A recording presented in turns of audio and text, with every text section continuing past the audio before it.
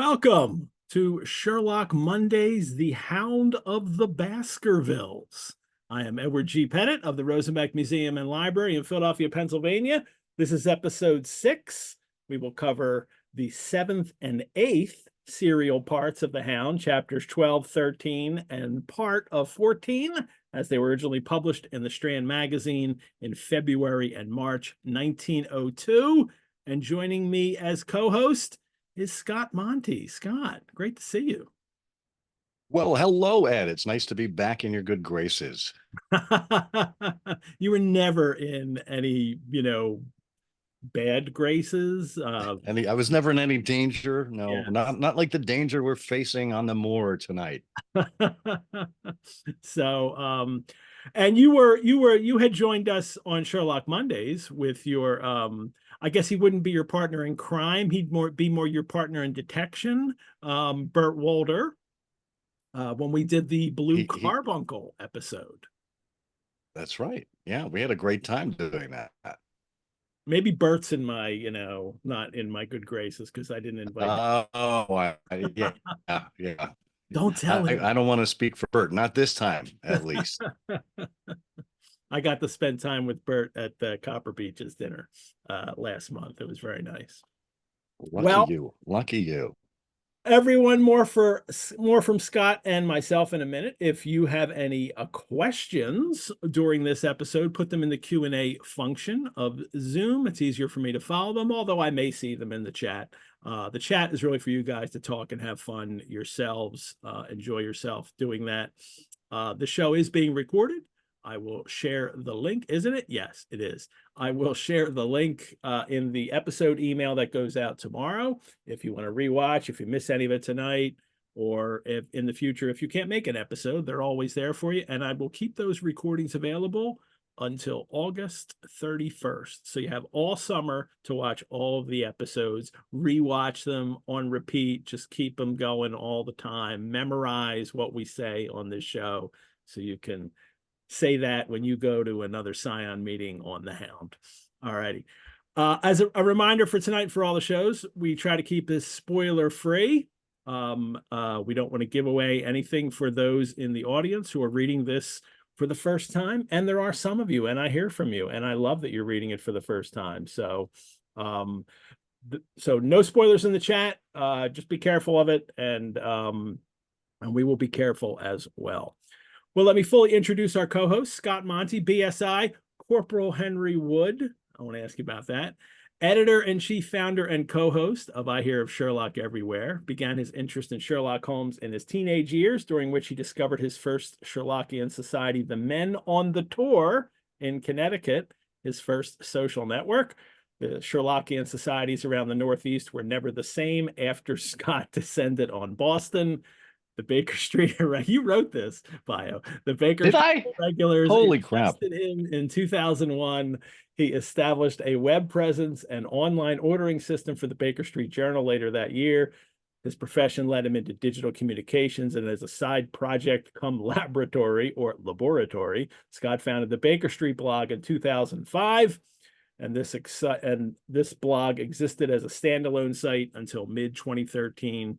In 2007, with Burt Wolder, he added a podcast, and I Hear of Sherlock Everywhere was born. The two sites were combined in mid-2013 to serve as the definitive site for news and information about Sherlock Holmes on the web. And now that you're in your tie, almost, you got to fix your collar, get you dressed up.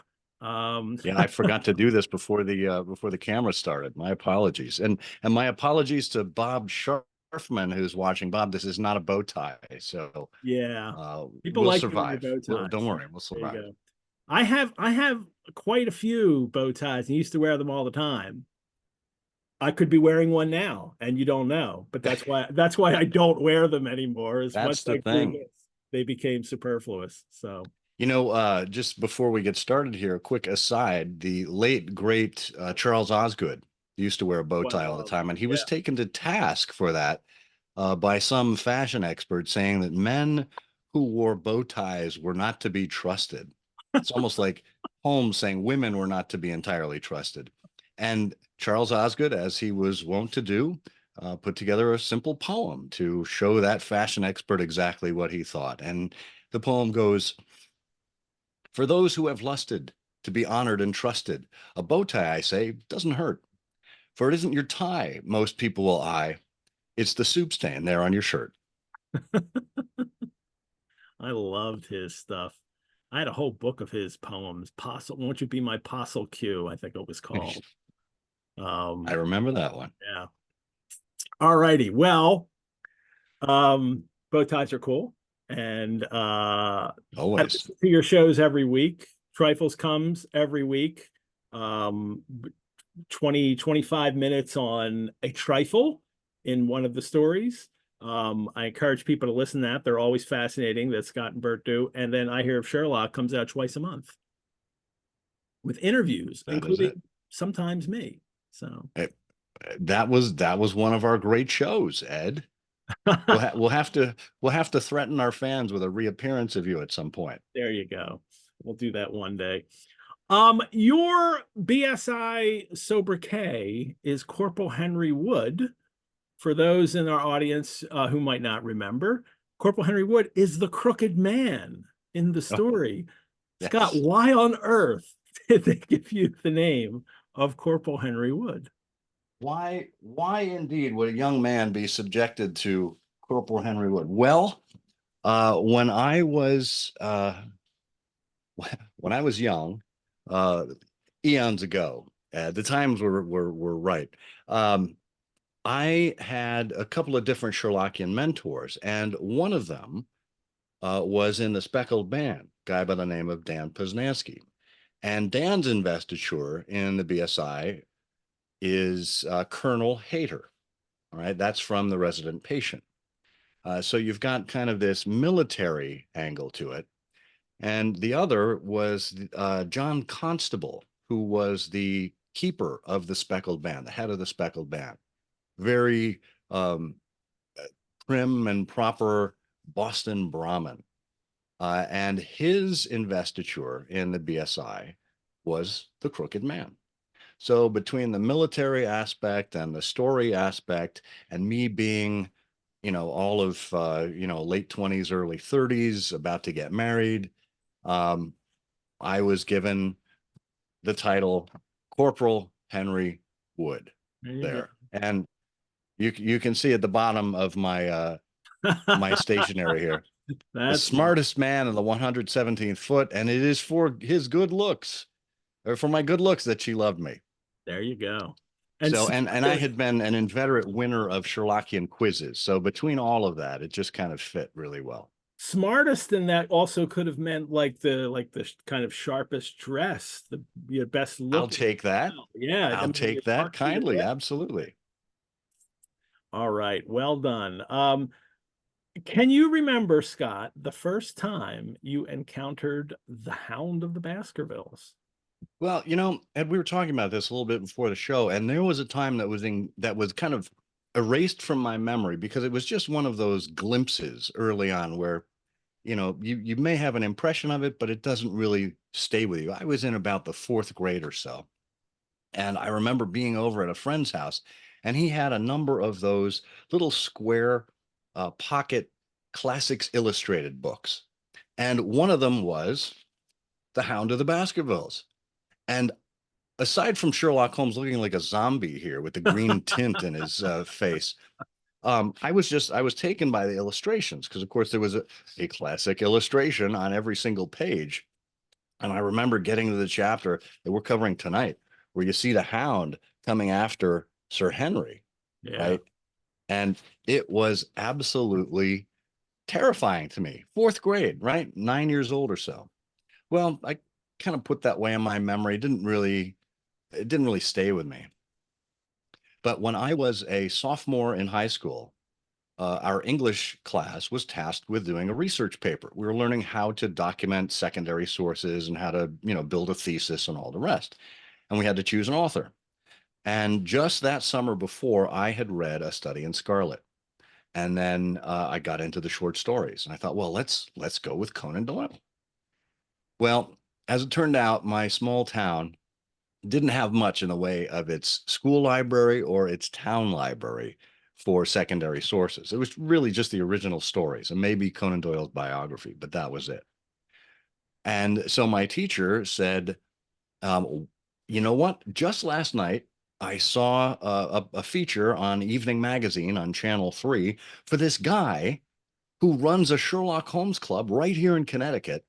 Why don't you call up the station, get his phone number, interview him over the phone, and document him as a primary source? And I thought, oh, okay, got nothing to lose. I thought I was going to get out of the assignment, but I had to go with this. And I called Channel 3 in Hartford, and they willingly gave me the phone number of Harold E. Tyke Niver, who lived in Rocky Hill. So, and spoiler alert, Tyke's investiture in the BSI is the man on the tour. So I call, and he runs the group, the Man on the Tour in Connecticut. So I called him up, and I, I knew I was in for something when he answered the phone, Baskerville Hall, and I could hear the Hound baying in the background somewhere. And Tyke spent an hour on the phone with me. He had just come in from work. He was shaking the snow off of his jacket. And he spent an hour with me talking about this wonderful character, the evolution, the societal impact, and all the rest. And oh, by the way, I run this group. Would you join us in the spring for our next meeting? They met twice a year. And I said, I would love to. So my dad drove me to just outside of Essex, Connecticut, to Gillette Castle, the home of William Gillette, right on the bank of the Connecticut River there. And I walked in, and in the great hall there, the 6-foot wide fireplace with a log burning in it, and everyone was seated in the grand hall. And I was welcomed in like I was a long lost, like I was Henry Wood, right Wow. back from the wild, where people, everyone from presidents to plumbers and everyone in between, was there for this common purpose. And of course, in the fog, as we approached Gillette Castle that night, it was very reminiscent of the Hound of the Baskervilles, and that was our discussion that night. So, could not have been a better introduction to Sherlock Holmes and Sherlockian organizations. I tell you, yeah. So you've got a lot of great Hound connections coming Yeah. into Sherlock. I love that. Well, everyone, we should get started on these chapters because, as I told Scott, I have an 18-page, I have 18 pages of notes. Now, clearly, I'll know what to cut as we get to it, but I do have a couple rabbit holes that I want to go down tonight and briefly down. I don't think that they're terribly long rabbit holes. But you ready, Scott? I am ready. And by the way, I have a copy of the illustrated Sherlock Holmes, which is the only copy our library had at school. This is how I first read the Sherlock Holmes stories. So And let's do it. I have my copy of that. That's what I read before the show all the time. I wish, and it's a bummer, is that edition is half of the stories. And I always, and I have another then giant coffee table size book, which is like the complete illustrated Strand. So when I finish this, I have to go to that giant one to do the rest of them, which is like 2 volumes. Just a second volume would have been perfect to add to this. I know. Well, this is as much as Sidney Paget did, Yeah. unfortunately. Yeah. And all the rest of them were illustrated, but still published in the Strand with illustrations. Yes, But this one that's right. is all Paget. Well, everyone, in our last issue, Watson was still on the case. Dr. John Watson, crime doctor, investigating first Laura Lyons and then the man on the tour. I'm going to find out who the man on the tour is. And of course, It's Tyke Niver. It ended with Watson in the stone hut, and someone approaches, and the line is, "It's a lovely evening, my dear Watson," said a well-known voice. "I really think that you will be more comfortable outside than in." I can't imagine a reader doesn't know that it's Sherlock, especially because the illustration that begins that serial part is captioned "The Shadow of Sherlock Holmes" as the shadow's coming into the room. And of course, who else would say "my dear Watson"? Sherlock's the But only. what a great place to leave a cliffhanger, right? These chapter endings from issue to issue in the Strand Magazine. I mean, Conan Doyle really knew what he was doing in terms of leaving the reader on the edge of their seats.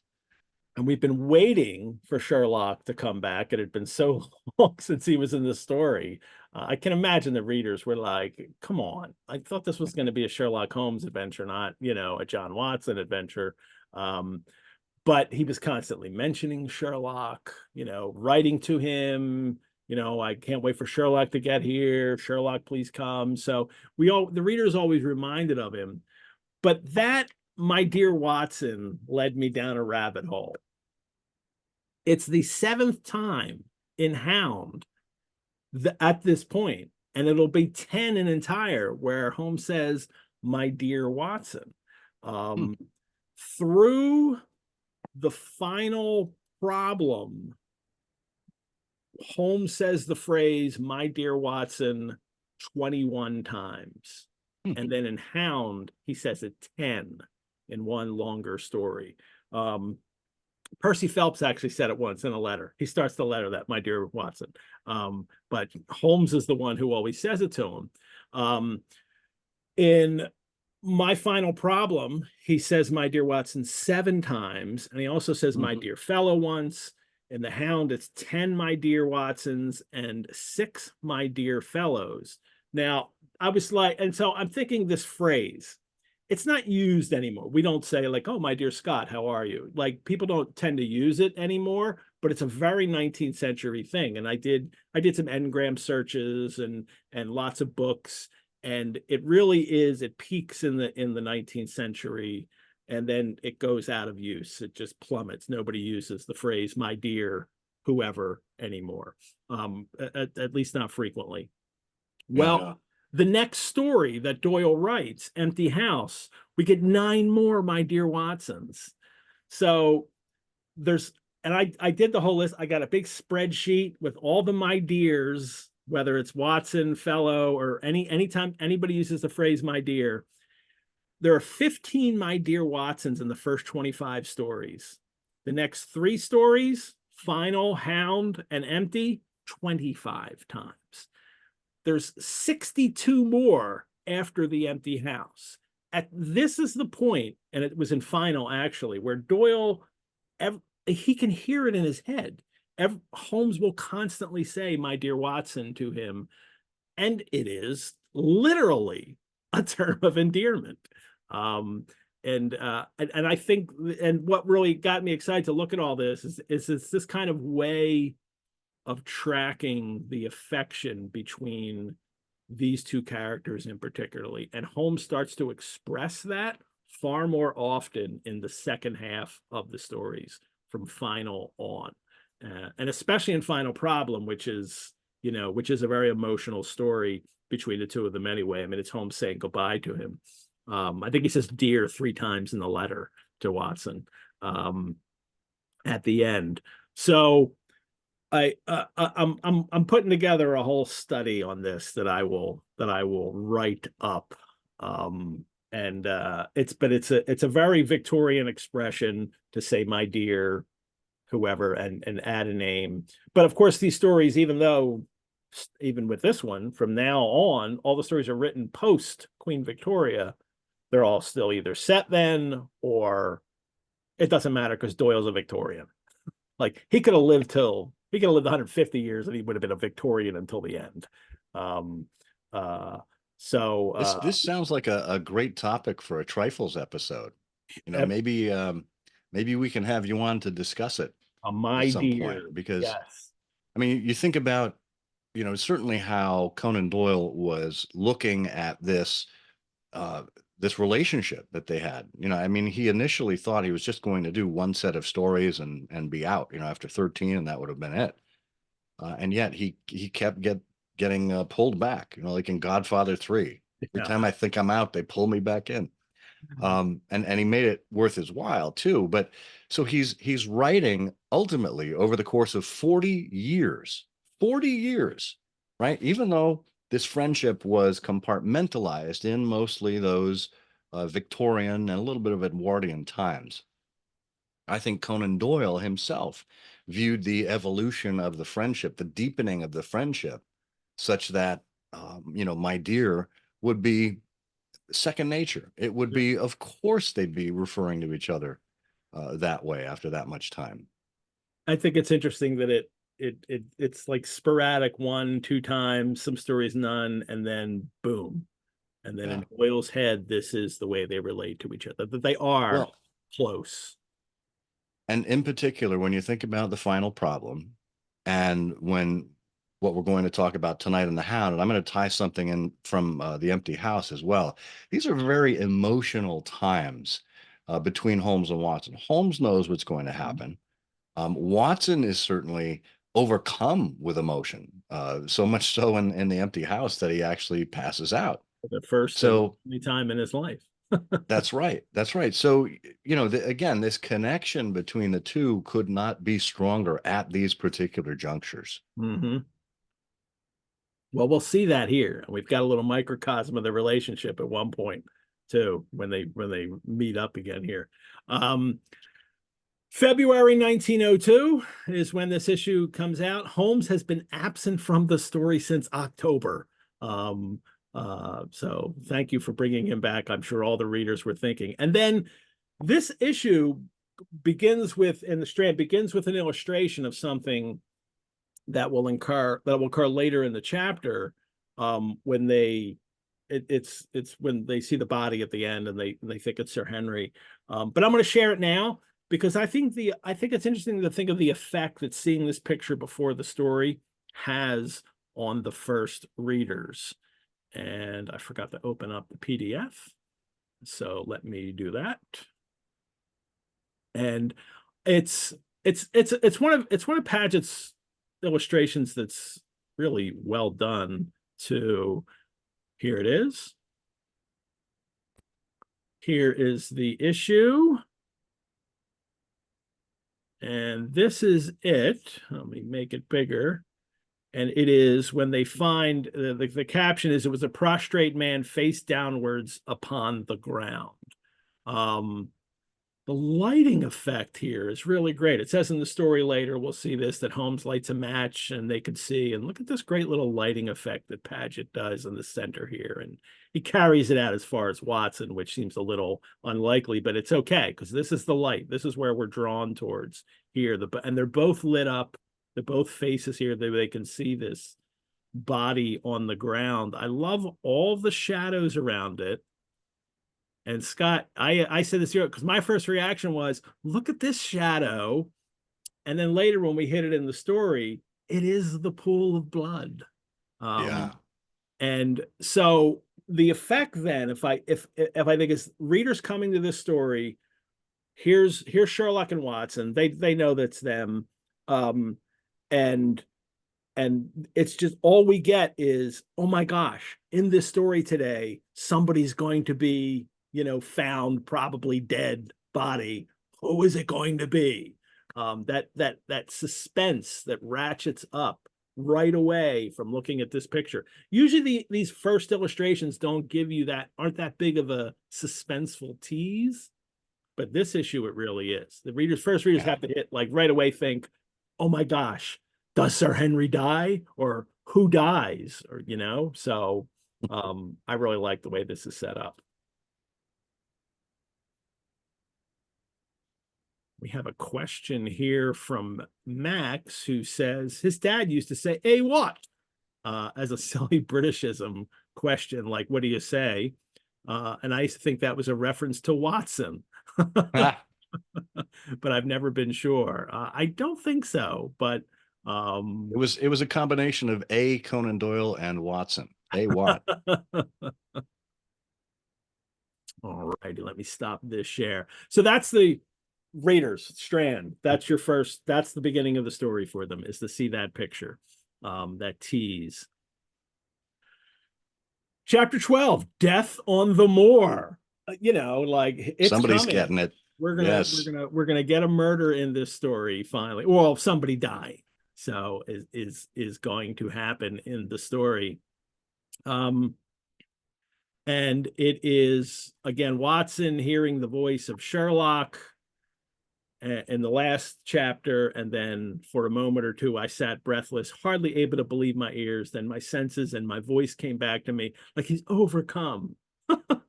While a crushing weight of responsibility seemed in an instant to be lifted from my soul. That cold, incisive, ironical voice could belong to no man in all, could belong to but one man in all the world. Watson's pretty relieved that Sherlock's finally on the scene here.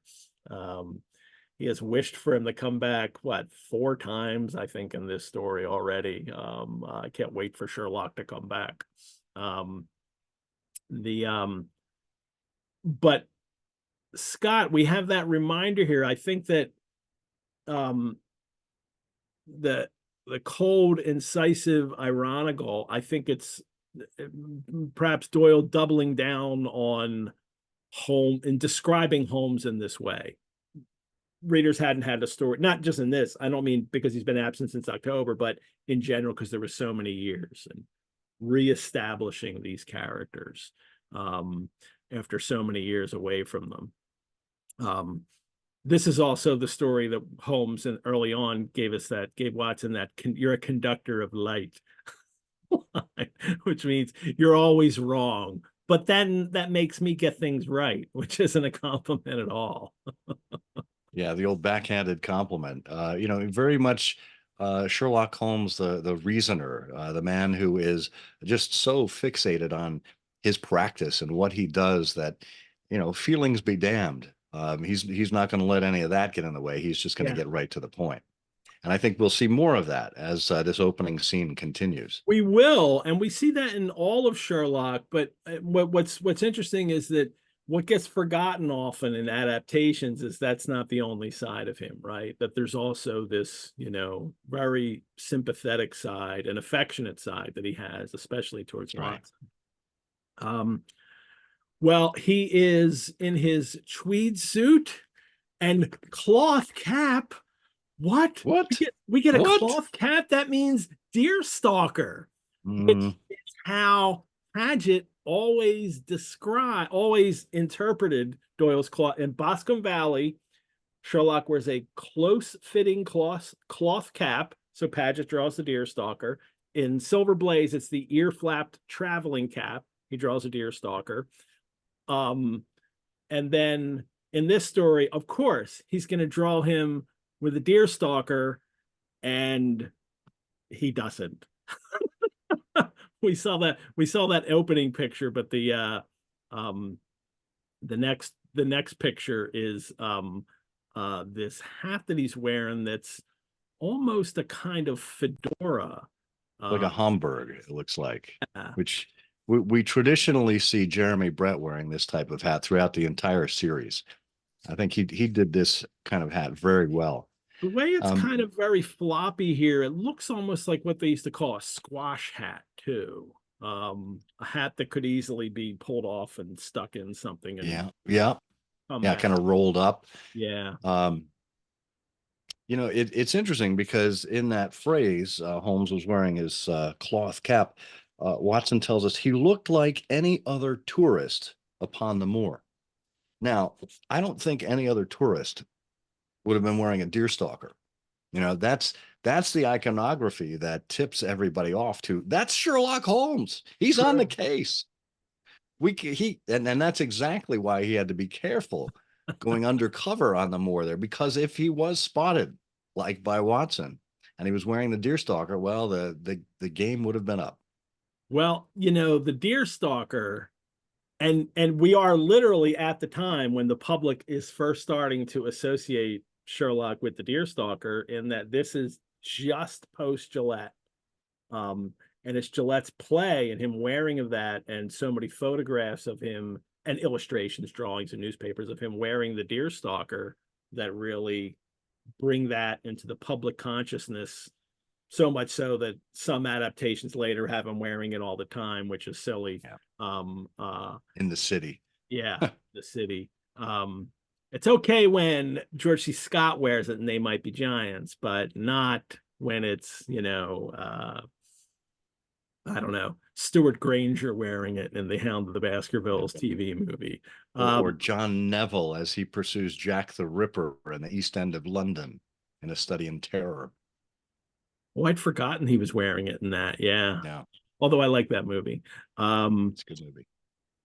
They and I shared this picture when we did the Boscombe Valley mystery story. This is Sidney Paget in his own Deerstalker, boating. In the summer. Yes. So, but it's outdoors, and he liked to wear this hat. I think his daughter. There's quotes from his daughter saying he liked to wear it outside. So he had one himself, and why not put it on the head of Sherlock? And now we forever have Sherlock in a Deerstalker. I should have mine on. There. Fish Stalker, There right we- to there Max we McGee. Nice.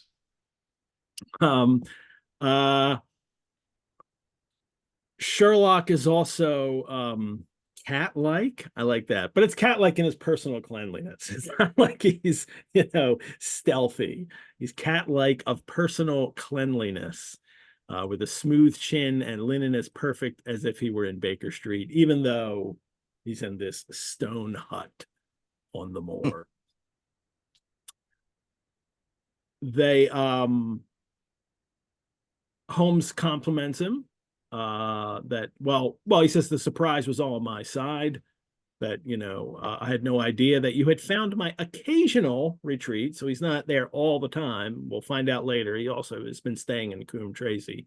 They and then he realized Watson was in because the stub of a cigarette marked Bradley Oxford Street was left outside. So I mentioned in the last episode that Watson throws a cigarette down. Doyle makes sure that he has the clue there for us. And that's where he compliments Watson. Excellent, Watson. And how did you localize me? You saw me perhaps on the night of the convict hunt when I was so imprudent as to allow the moon to rise behind me, which shouldn't be a question because he's read his reports, and Watson writes all about seeing him in the report. Maybe he didn't get that one yet. But I have to look at them because, like, which one is all Laura? I think that one also has Laura Lyons, so he definitely got that one. But yeah, but it's that praise of Watson, excellent Watson, that we know Watson really likes to get from Holmes. And then we also Holmes says, "Oh, you've seen the note that you've been to Coombe Tracy." And I talked about this with Curtis last week, and I think we had kind of didn't quite realize the how, like, who wrote the note then? Does he have someone else and the kid brought him the note?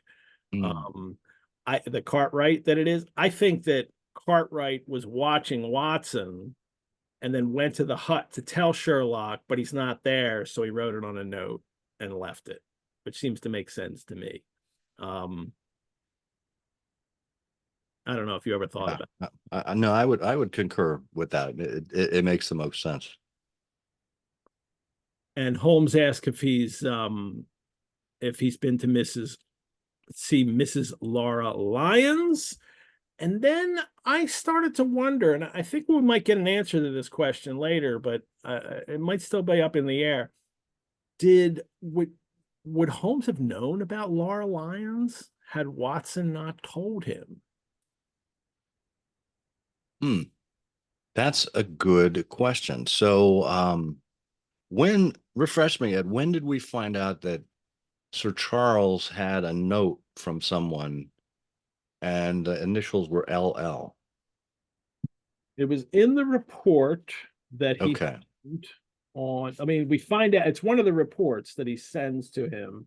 Okay. I think it is chapter 10. So it's likely Holmes knowing that LL is somewhere in the vicinity. I'm sure the population isn't that large. He could ask a few questions here and there. and make the connection and determine specifically who LL might be. He also he'll say something that we'll get to in a moment I'm just back and forth. I'm not sure whether or not what he does tell Watson, our researchers have been running on parallel lines, which is a nice way to again kind of affirm that Watson, you've been investigating, and that's good for Watson. And Yeah, Watson, because he's about to get body slammed again by Holmes. yeah. Well, then Watson says, "You use me and yet do not trust me," right? I cried with some bitterness. I think I have deserved better at your hands, Holmes. Then Holmes, do you have the text there too? I do, yeah. And then Holmes responds, "What? My dear fellow, there it is, my dear fellow. You've been invaluable to me in this as in many other cases, and I beg that you will forgive me if I've seemed to play a trick upon you. In truth, it was partly for your own sake that I did it, and it was my appreciation of the danger in which you ran, which led me to come down to examine the matter for myself." He goes on to say that if I had been with Sir Henry, it would have been the same point of view as you, and as luck would have it, you've given me your own point of view. I've been able to run my researches, and our foe would have been on guard if he had known that I was lurking around. So this stealth operation by Holmes was done not only for Watson's safety, but for practical matters for investigating the case. Which to me is this is a microcosm of their relationship, all the way Exactly. from Watson wishing he could be smarter and be more acknowledged, to Holmes then actually saying, "Forgive me," and recognizing that, and then the whole way that this kind of investigative process for both of them works. Yeah. And this is really reminiscent of what happened in The Empty House. Now, of course, for modern day readers back in 1903, 1902, they hadn't read The Empty House yet. Remember, The Hound of the Baskervilles was just a resurrection or a reminiscence of Sherlock Holmes, not a resurrection, right? So they're still dealing with the difficulty of the final problem and thinking that that was it for Sherlock Holmes. Well, when we do get to The Empty House, and I know you've covered that on previous Sherlock Money, I'm not going to spoil anything here. When Holmes does come back and he says, you know, Mrs. Hudson and Mycroft were the only two that knew that I was living. Actually, Mycroft in particular, because Mycroft was responsible for the upkeep of the rooms in Baker Street, and he sent money to Holmes for his living expenses. Watson was a little offended at that, but again, Holmes recognized that Watson's own natural empathy and his feeling for his friend may have inadvertently leaked out in the story when Holmes was trying to remain undercover. So yeah, he brings it up even then in the story after this. So yeah, it's there, and it's true. That's totally what It it was. is. Like, It I'm gonna is have to. absolutely true. You would think like, I've got to get this message to Holmes about Laura Lyons, like, or something. I've got to tell him that Barrymore's signaling from the window, and would have done something to contact him. So his reports have not been wasted. Holmes tells him, like, here they are. I've got them all. I've read them. I must compliment you exceedingly upon the zeal and the intelligence which you have shown over an extraordinarily difficult case. And then Watson thinks to himself that the warmth of Holmes's praise drove my anger from my mind. So There it is. The reports were helpful, and they've got this moment where they're, bonding towards each other. And then here's the other part with Laura Lyons, and Holmes tells him, he says, I am already aware that she is the one person in Coombe Tracy who might be of service to us in the matter. And then he says, a close intimacy exists between this lady and the man Stapleton. So there's where I'm thinking Holmes may have discovered Stapleton was connected to this woman in town and already known that when he got Watson's thing, or that led him to look at her and then notice that Stapleton was connected to her. So I don't know which it is, but Holmes says parallel lines, but I'm not sure if he's ever going to go the full compliment and say, I wouldn't have known that if you hadn't have told me. Yeah. I think the parallel is the best we're going to get. Yeah. They Holmes says, and then Holmes does the reveal here for us as well, for Watson and the reader, that, you know, if I could, you know, that there's an understanding between them, if I could use it to detach his wife. His wife? Miss Stapleton is in reality his wife. His sister Beryl is actually his wife. And Watson is shocked, as I'm sure the readers. This is I thought this was a really nice moment in the story. I'd love to hear from anybody in the audience who might have guessed this. I can't imagine that there was that. I don't know of any clues that Doyle gave away that would make people suspect Beryl was. Well, if you listen to an audio version of this story, Ed, I think in the background, the thematic music that they're using, "Roll Out the Barrel," that tends to that tends to give it away.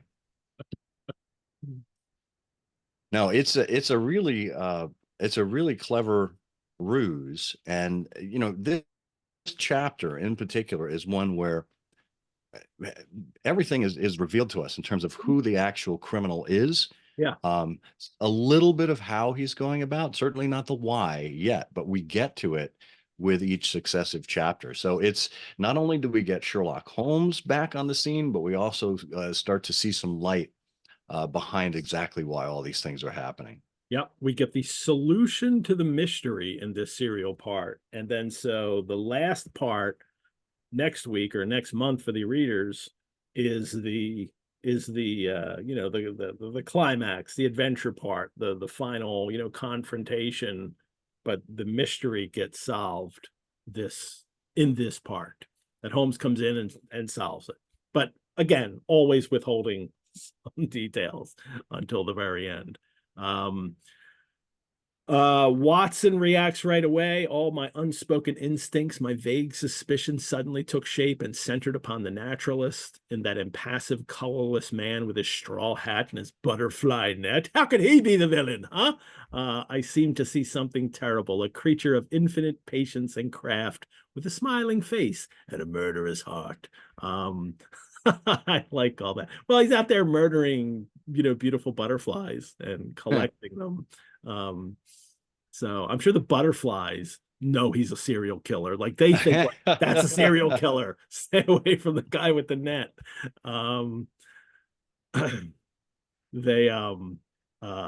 He is the enemy. Watson says, it is he who dogged us in London. That's the third time. Third time we get a dog pun for this. You're on the scent. I love it, Ed. Yeah. So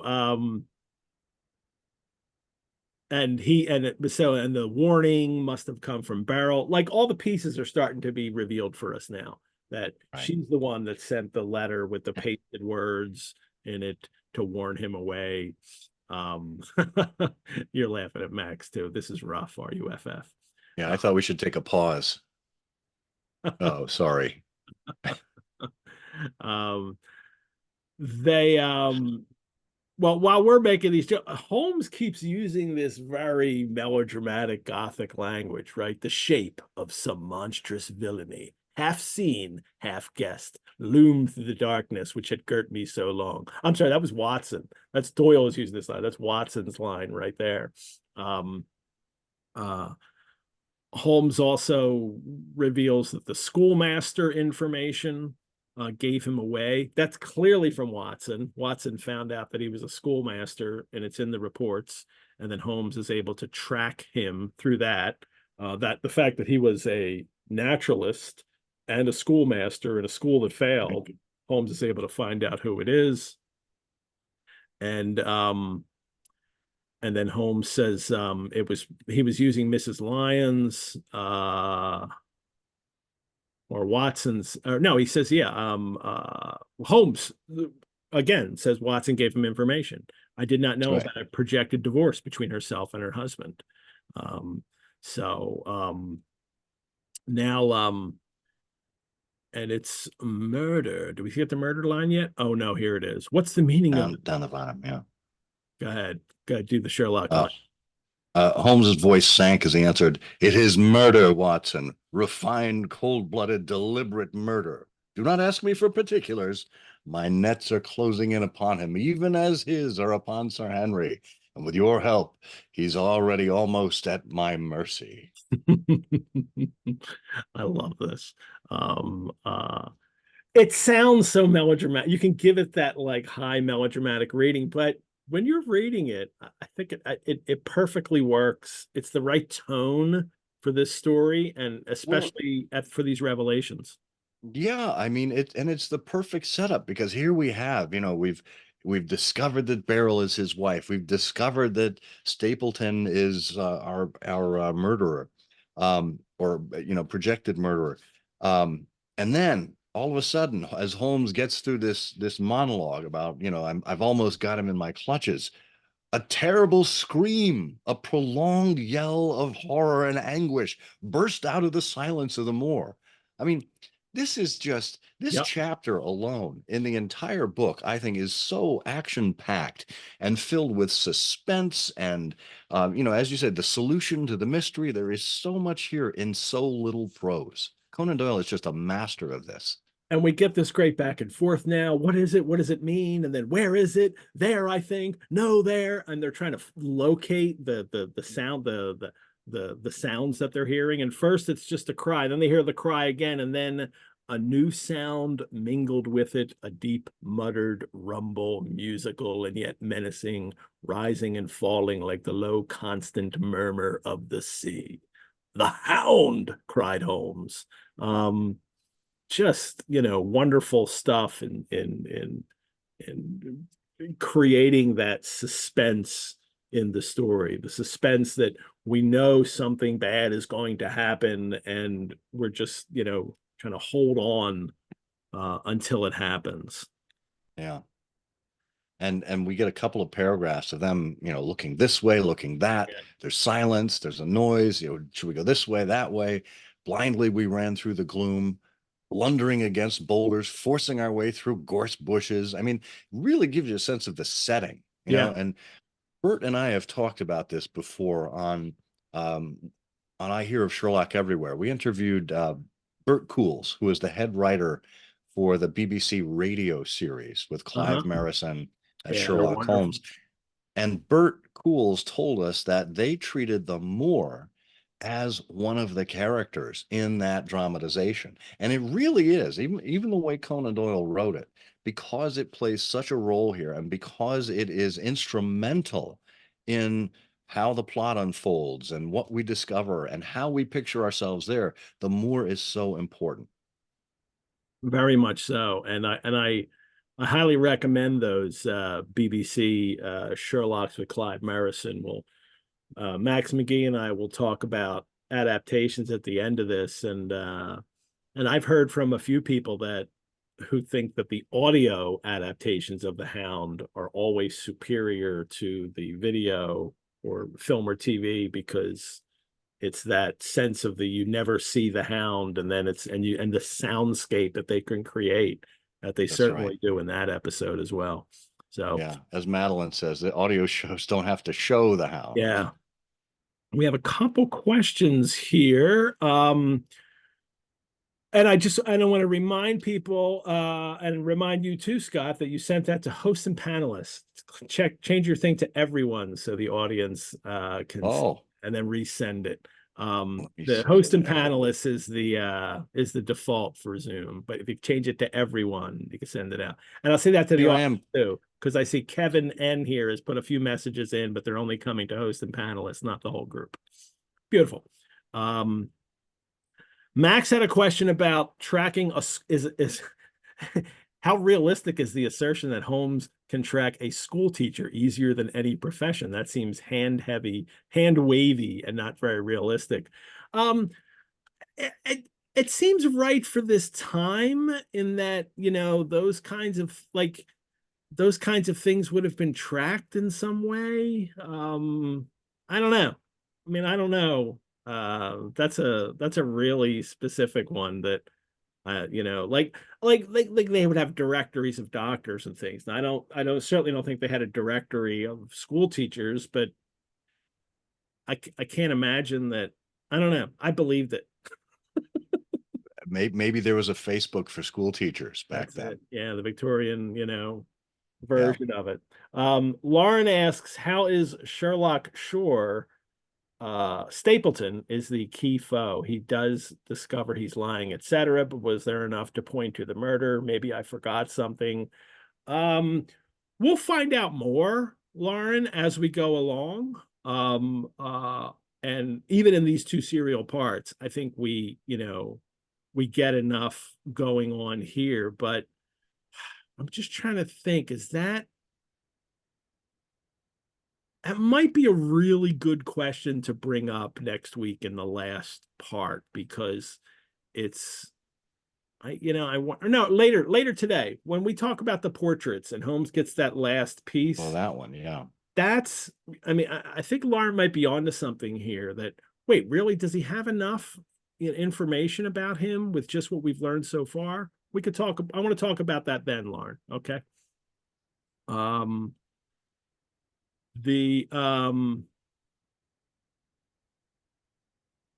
So they're out trying to find it. They hear the last cry they hear is one last despairing yell, and then a dull, heavy thud. Holmes is even like, "Oh my gosh, well, first he blames Watson, and you, Watson, see what comes of abandoning your charge." But of course, he also says, that he'll wind up saying that this is, a terrible thing that I've done, that to let this go on so far. Holmes thinks that they failed at this point, that what they're going to do is find that the Hound has gotten Sir Henry, and of course they find the prostrate man face downwards. This is the illustration that we saw in the beginning. The head doubled under him at a horrible angle. The gleam of the match which he struck shone upon his clotted fingers and upon the ghastly pool which widened slowly from the crushed skull of the victim. And then it's the body of Sir Henry Baskerville, because it's the ruddy tweed suit that he wore, and so they can identify it. And it's you're reading it for the first time, and it's, oh my gosh, that is what happened. They just said it did. Watson just said that there's Sir Henry Baskerville dead on the ground. Yeah. I love the setup of this. Hope has gone out of them. The match flickered and went out even as the hope had gone out of our souls. And then this is when Holmes says, I shall never forgive myself for having left him to his fate. I am more to blame than you, Watson. Watson says, I shall never forgive myself for having left him. Holmes says, I am more to blame than you, Watson. In order to have my case well-rounded and complete, I have thrown away the life of my client. It is the greatest blow which has befallen me in my career. Yeah, he's really feeling it, that they lost the client. But Holmes does this. Holmes does this all the time. And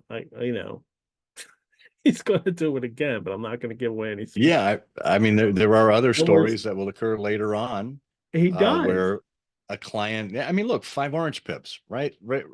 Easy early one, right? Send him right out the door, and then he knew he was in danger. He Yeah. knew there was something rotten afoot, and yet he sends him out.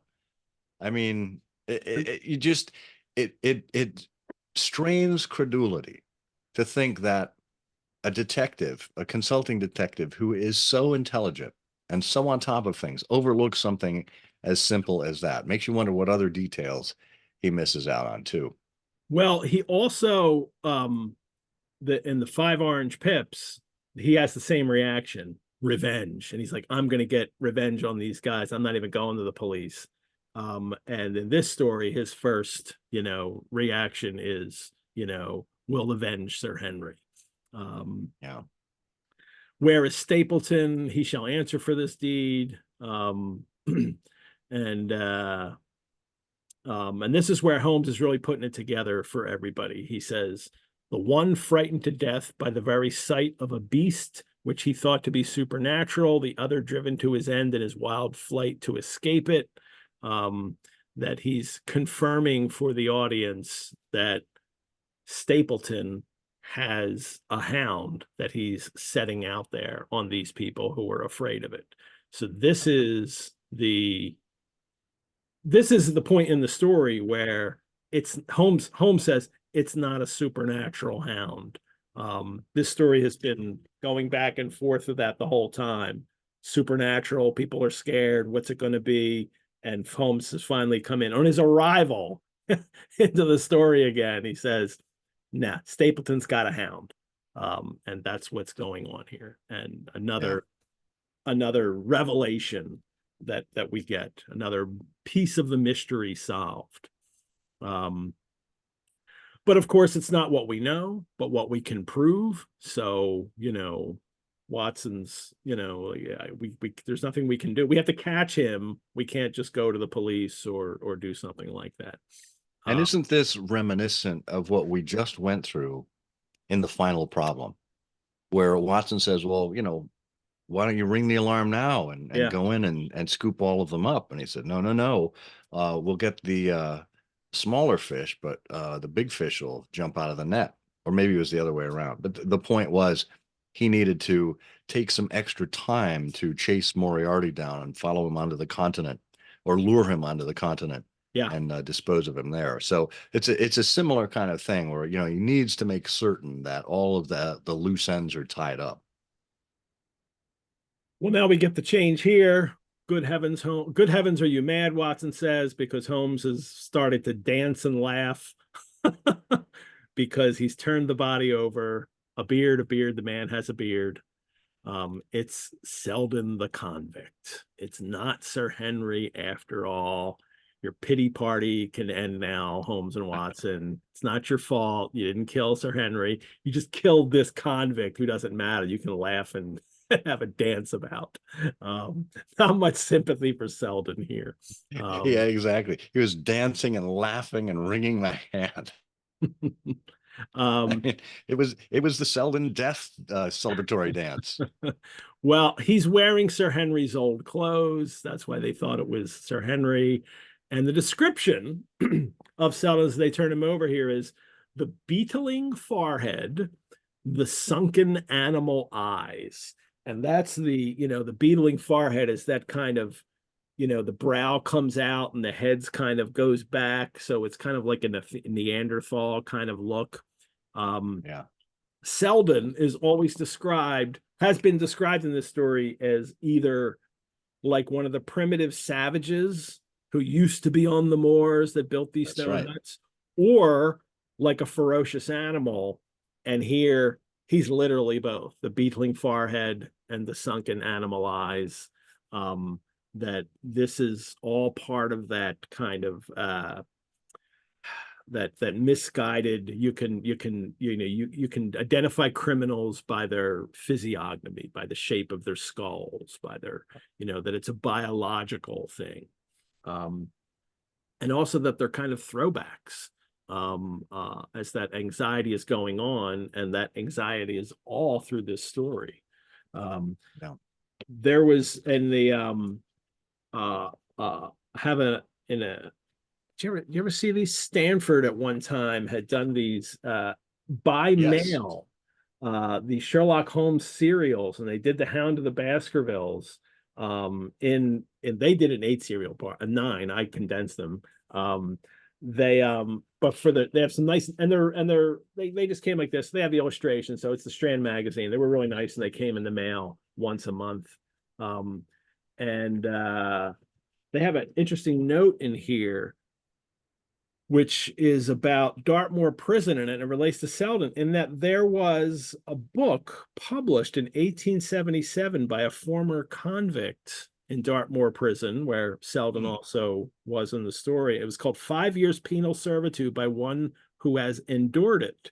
And what I find interesting is this is someone from the prison, likely, who wrote this, and the way he describes the fellow prisoners. It has been my sad experience to have met at Dartmoor with creatures in human form who seem to be a different species to ordinary men, just as, Selden is often described. They are mere brutes in mind and demons in heart. The very worst of the characters I have been brought into contact with have generally belonged to a class known as roughs. And the worst of all are London roughs, not the roughs of Walt Whitman, let me tell you. This class appeared to me to be almost irreclaimable and not at all amenable to any ordinary moral influence. As a rule, they are as cowardly as they are brutal. Their animal instincts and propensities predominate to the almost total exclusion of any intellectual or human feeling within them. Someone describing the prisoners there of being animals. Now, I certainly don't think that they were. They were people who were brought to this condition, brought to this, kind of behavior through the conditions they lived in.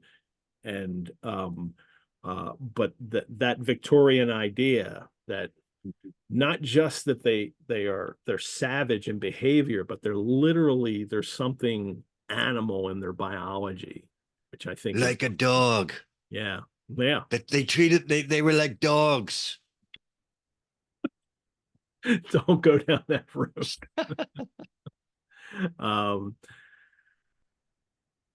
So there's Selden. He's in the clothes because Sir Henry has given his old clothes to Selden.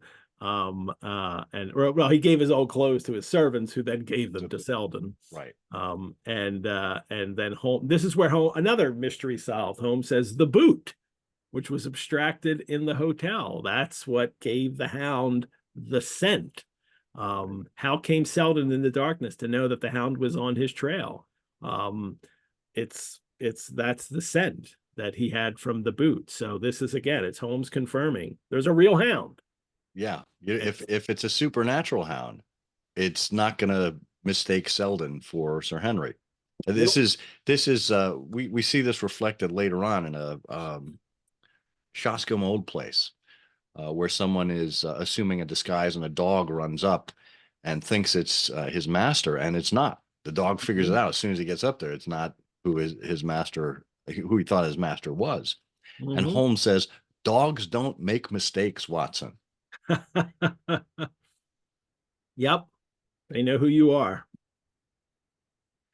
Well, Watson says a greater mystery as to why this Hound, presuming that all your conjectures are correct. I presume nothing, Sherlock says.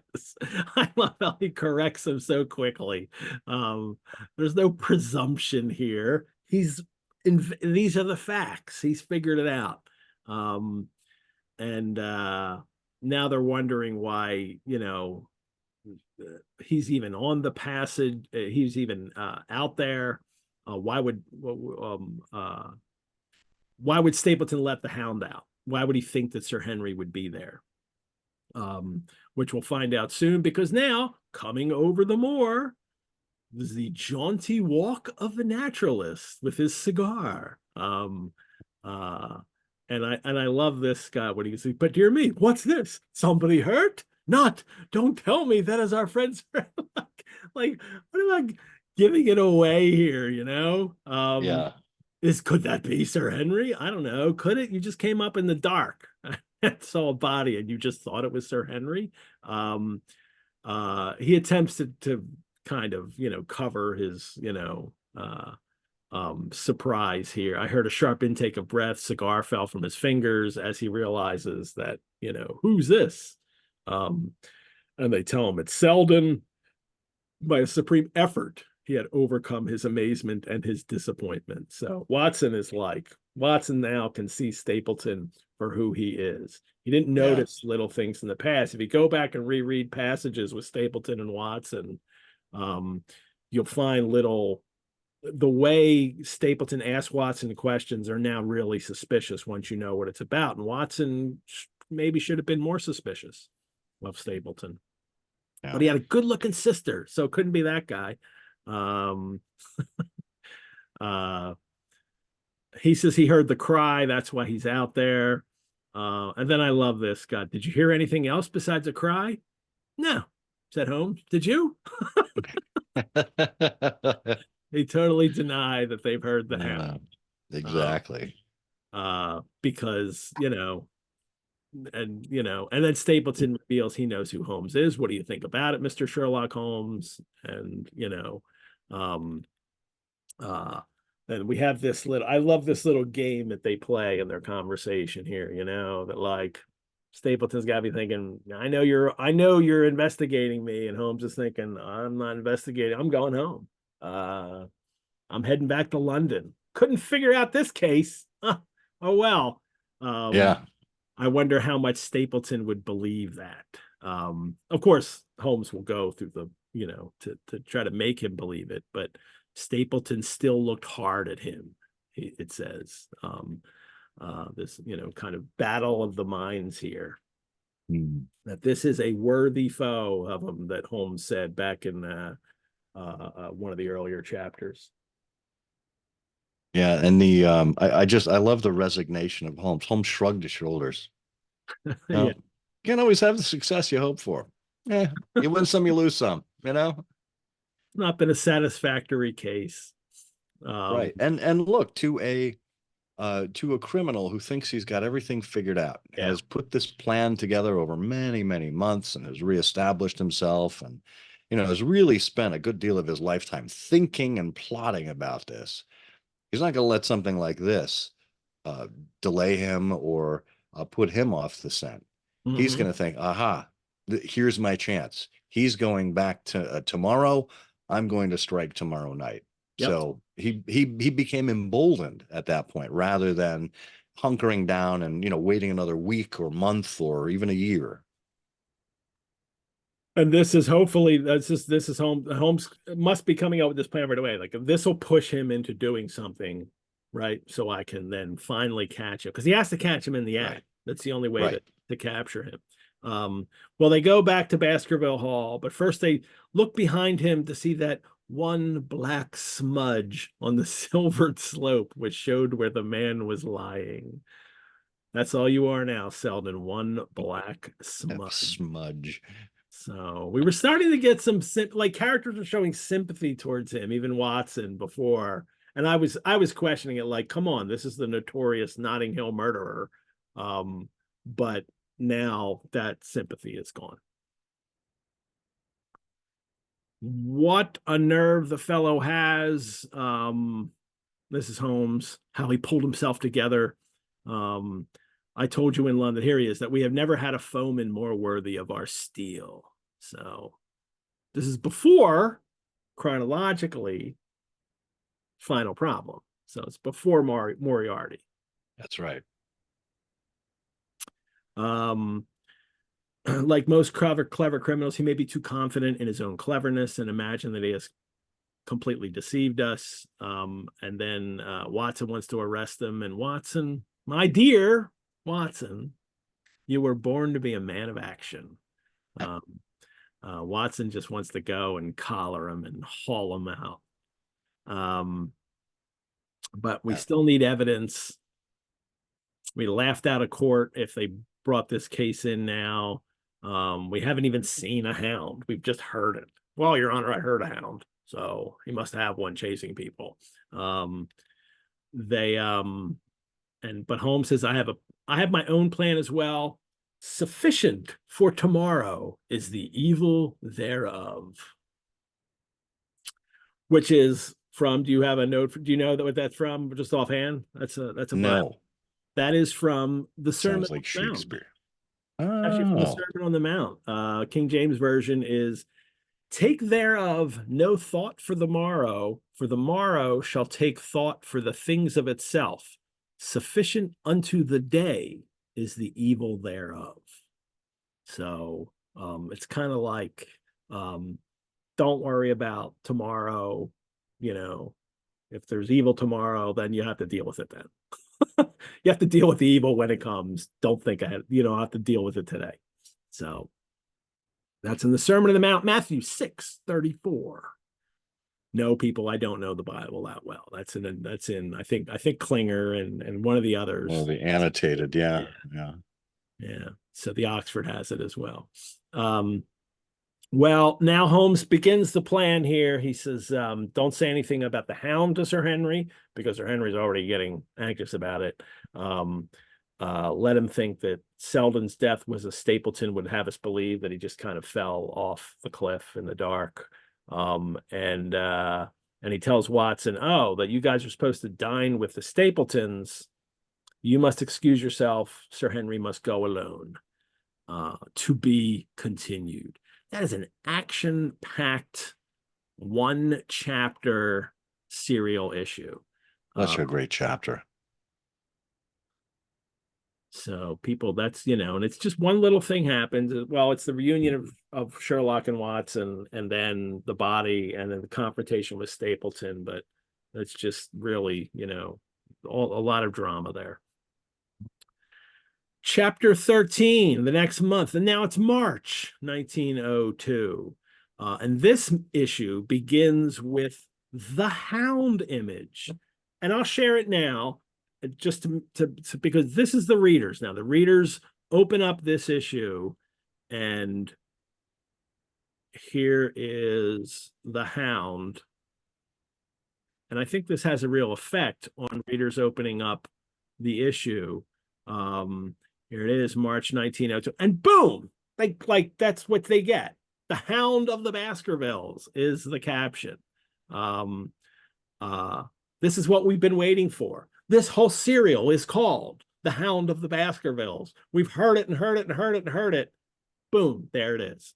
Now we'll hit this picture again later and talk about, the who's lying on the ground here, but and how it looks. But this is the tease for the payoff. Now, this is the, yes, it's a revelation a little earlier in the story, but it's also now you want to go on and get to the point where this actually happens in the story.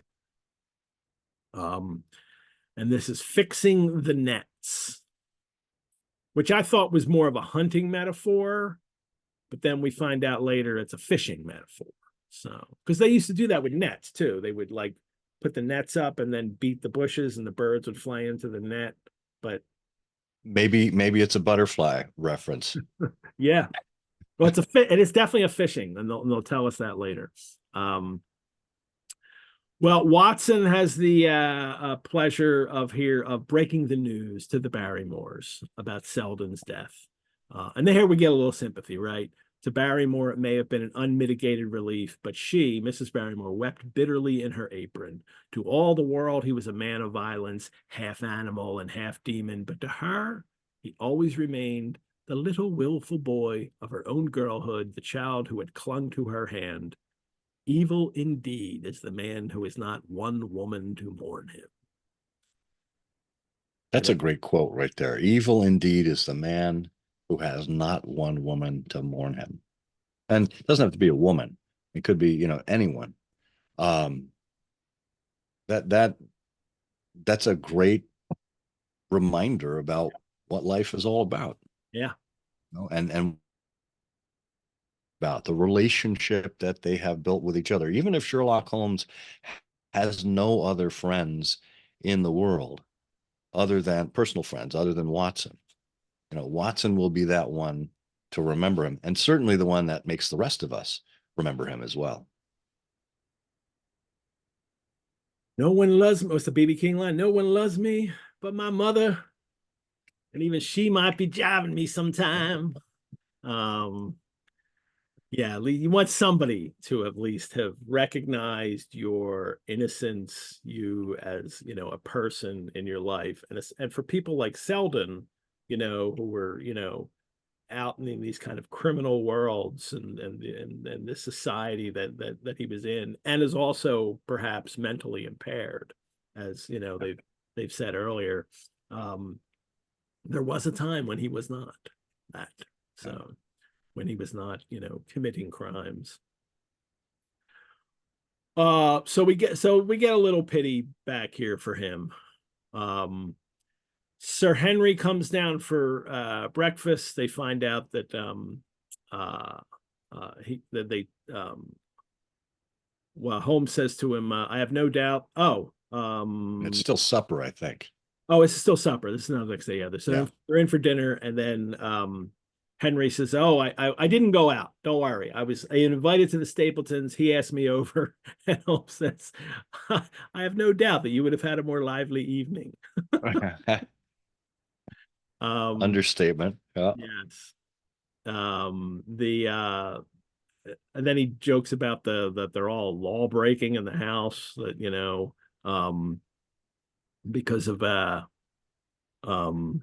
Aiding and abetting aiding and Selden in his abetting escape. Yeah.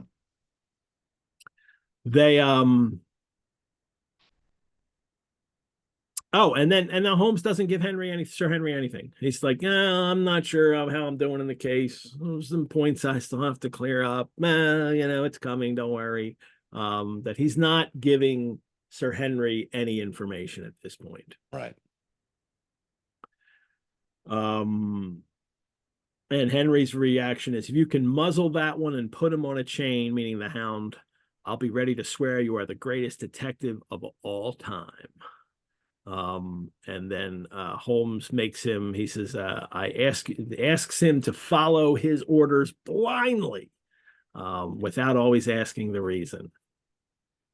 And when he's about to explain that, he stopped suddenly and stared fixedly up over my head into the air. What is it? Nothing. I'm just looking at the pictures on the wall. Clearly something. Now, this has happened early in the story. When he's looking at the note that Sir Henry got was a warning, and suddenly Holmes stops. It's like, what's this? And they all ask him, and he says, oh, nothing. So Holmes likes to do this. We still haven't had an explanation of that, but we will eventually. Yeah. And Watson says he was repressing some internal emotion as they looked at him. His features were still composed, but his eyes shone with amused exultation. We've seen these active, shining eyes before as he gets an idea. Yeah. And he says, "Excuse the admiration of a connoisseur. Watson won't allow that I know much of anything of art, but that's mere jealousy because our views differ upon the subject." In the beginning of the third issue, Watson, because after they had gone to the galleries before they met up with Sir Henry, Watson said Holmes had the crudest ideas about art, that Holmes doesn't know anything about. Well, he certainly can identify painters. That's for sure.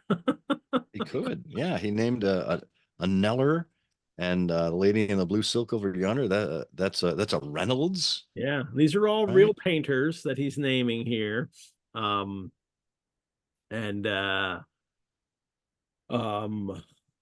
And historical, at least one historical figure, I think, is on here.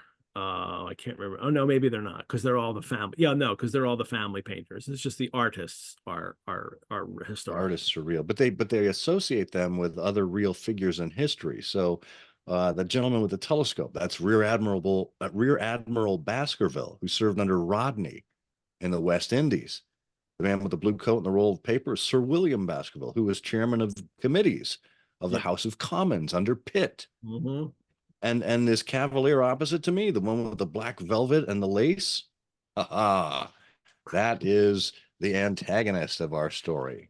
That is Hugo Baskerville himself. The wicked Hugo who started the Hound of the Baskervilles, Sir Henry. Yes. Holmes says, I dare say that there was a lurking devil in his eyes. I had pictured him as more robust and ruffianly. But now Sir Henry says, no, that's it. The painting's dated 1647. But then now Holmes stops talking about it. He wants to get Sir Henry's attention away from the painting. Yeah. And I love in the description is the picture of the old roisterer. And I'm like, Roisterer. roisterer, there's a good, like I hadn't come across that in a while. A noisy, boisterous reveler. Oh, I was going to suggest we have some roisters right now. Yeah, well, if we go to a Spo dinner and eat oysters and revel in it, we'd be We'd be roisterer oysterers. oysterer. Yeah. So he's got the look here, the plumed hat, the curling love locks. I like that. Love locks are when they would have one or more than a long curled hair, and they would put little ribbons on it and put it over their shoulder. And I used to, back in the day, Scott, I was a long-haired guy, like really long hair. Well, you retained some of that, just and about the chin area. I had all the curls, and there are all pictures of me, and the curls are all there on the shoulder, and I guess they were my love locks. If I had known to call them that, I would have. So highly suggestive. All the curls are in the beard. Do you ever have long hair, Scott? Ed, come on. No, obviously the answer is no, but yeah, it's getting a little long now. I think I need a trim. Happen. Yeah, that's what I had to do. Once I started going bald, I had to, get the beard go. So this is there you go. Well, Sir Henry leaves, and now here's where Holmes points out that the painting is, my God, can't you see it, Watson? And it's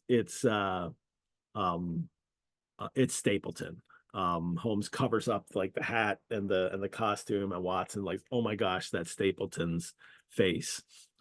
It's always interesting in adaptations because they usually show in movies they show the Sir Hugo in the beginning, and they do that opening, and then it's always the same actor that they have playing Stapleton. So like if you see him, then you're going to know that that's Stapleton.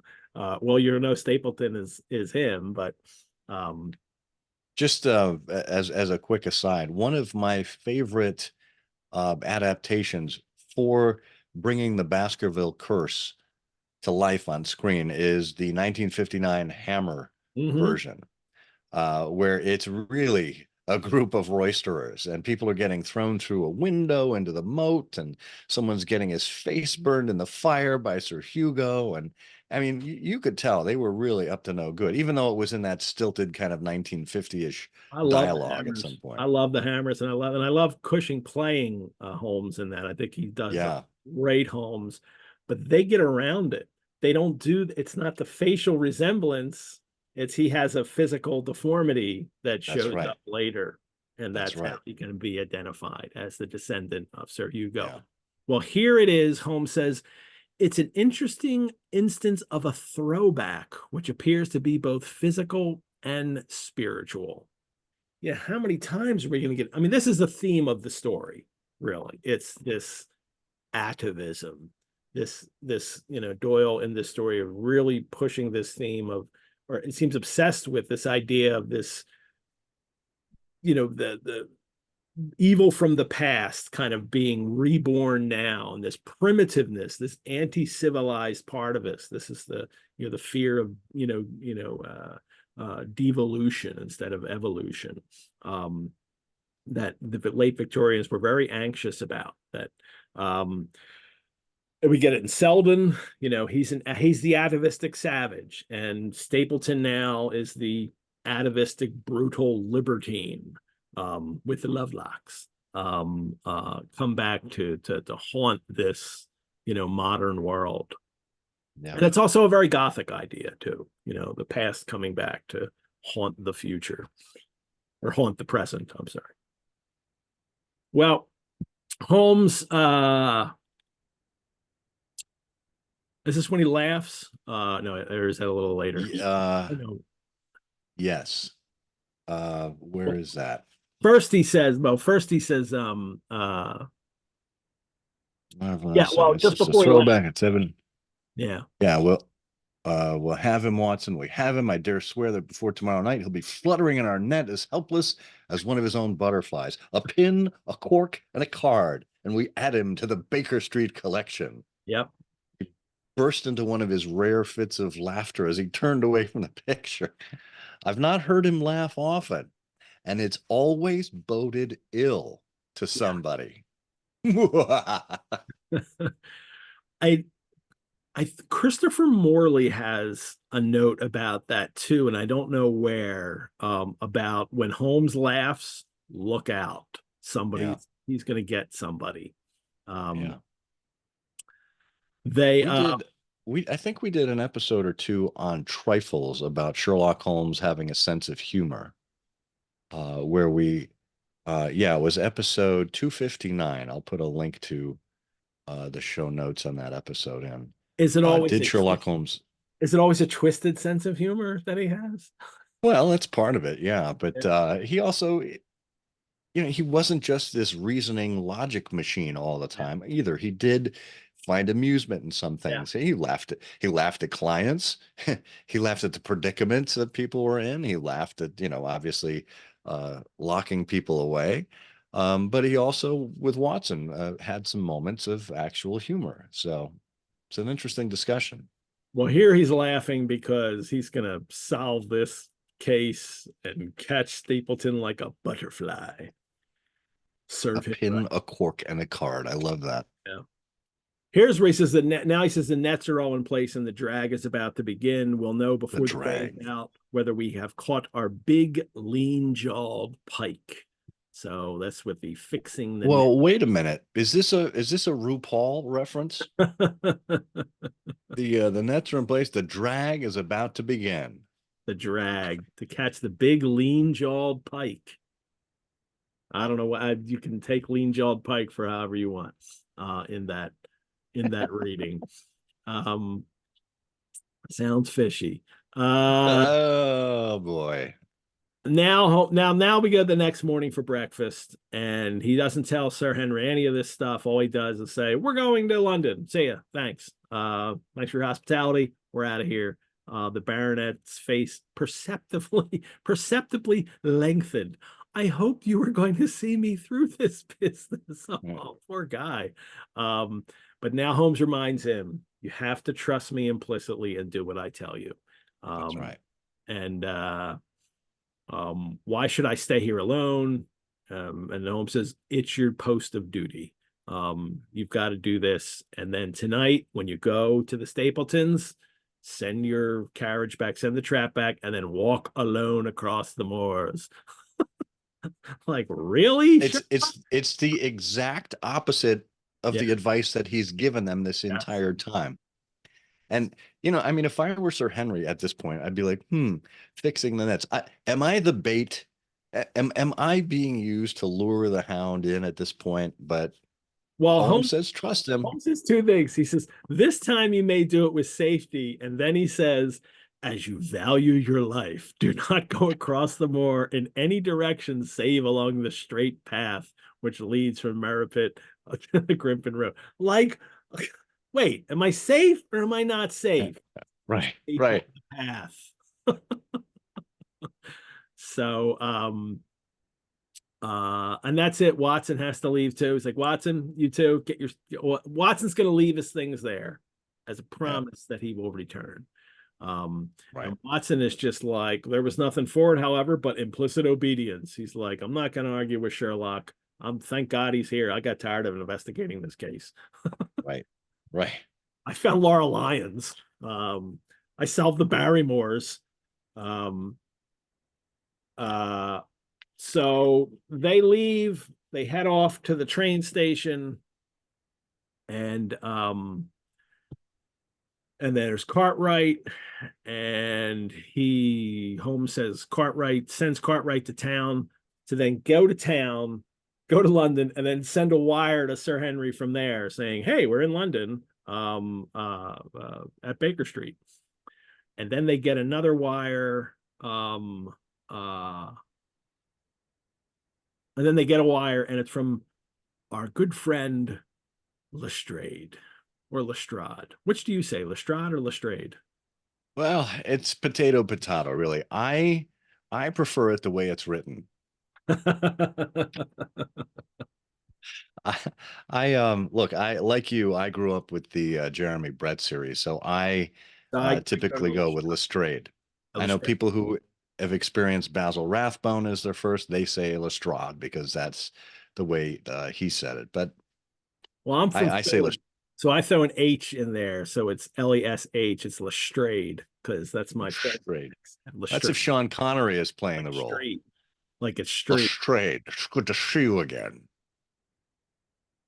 That was a I'm Phillyism I never knew I had until my wife pointed out. You say street, right? Not street. And I'm like, street? Who says that? I never knew. So, There you go. um, Um, Max suggests that Lestrade actually rhymes with Sade. oh, there you go. So Lestrade. Lestrade. Well, Watson and Holmes are now going to call upon Mrs. Laura Lyons. Um, and Watson is thinking now, Holmes's plan of campaign was beginning to be evident. He would use the baronet in order to convince the Stapletons we were really gone, while we would actually return at the instant we were likely to be needed. And then they go see Mrs. Laura Lyons in her office, in her typewriter office. I forgot to mention last time we went when we discovered Laura Lyons has this typewriting business. That's also Mrs. Mary Sutherland. In a case of identity, it makes extra money as a typist for people. Yeah, seems to be something that is not uncommon at that point in And industrial history. Doyle hired typists later. That's right. His wife and sister used to type his stories, I think, early on, and then later he started hiring typists. And I think but it wasn't a woman typist. I forget. We know the name of the typist who typed up the Empty House manuscript. And there's a notation from him about where he's supposed to meet Doyle on the cover Mm, of the booklet for the Empty House, the hotel. mm. Hotel Morley, actually. Morley, How about that? where he was supposed to meet him with the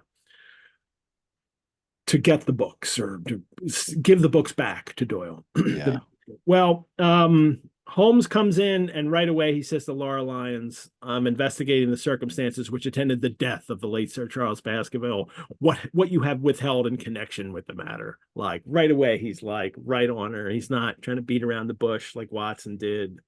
So he just goes right in. It's a case of murder, and the evidence may implicate not only your friend Mr. Stapleton, but his wife as well. Oh boy. The lady sprang from her chair. His wife! And now we find that Holmes knows exactly the piece to use to get her to tell them the truth. That obviously he was leading her on, and she confirms this. Well, first she asks him to prove it. And he's like, "Oh, of course I'll prove it. I have letters, I have a photograph." He's like, "I've got all the evidence right here." There's a photo. It's Mr. and Mrs. Vandeleur was Bangalore. the name he was going under. I like that Vandeleur. First I thought it was French, and but I realized it's actually Dutch. Um, Ah, yeah. it's a Dutch name, but I couldn't really find any, like leur doesn't really mean anything in in Dutch, or I think even in French. It's just a name. I don't know, maybe it was originally a place, but um Vandeleur. And remember, as we're talking about Laura Lyons being a typist, we're talking about revealing to her what the true nature of her intended was. There's this great quote that Holmes used in the case of identity, a case of identity, when he was talking about Mary Sutherland. Should we tell her who James Windibank and Hosmer Angel are? They're one and the same. And he says, if I tell her, she'll not believe me. You may remember the old Persian saying, there is danger for him who taketh the tiger cub, and danger also For whoso snatches a delusion from a woman. Well, he is not taking that advice this time. He now No, realizes this is the way I'm going to get the information. This, which, right? Laura Lyon seems to be a woman who has seen more of the world. She's in the process of getting a divorce. She's self-employed. She kind of knows her way around Coombe Tracy. Has had a friendship and support from Sir Charles, working her way with Stapleton here. So at the end of the day, Holmes needs information from her to be able to close this case. So he is ruthless in his attempts to get it. Mm-hmm. And he gets it.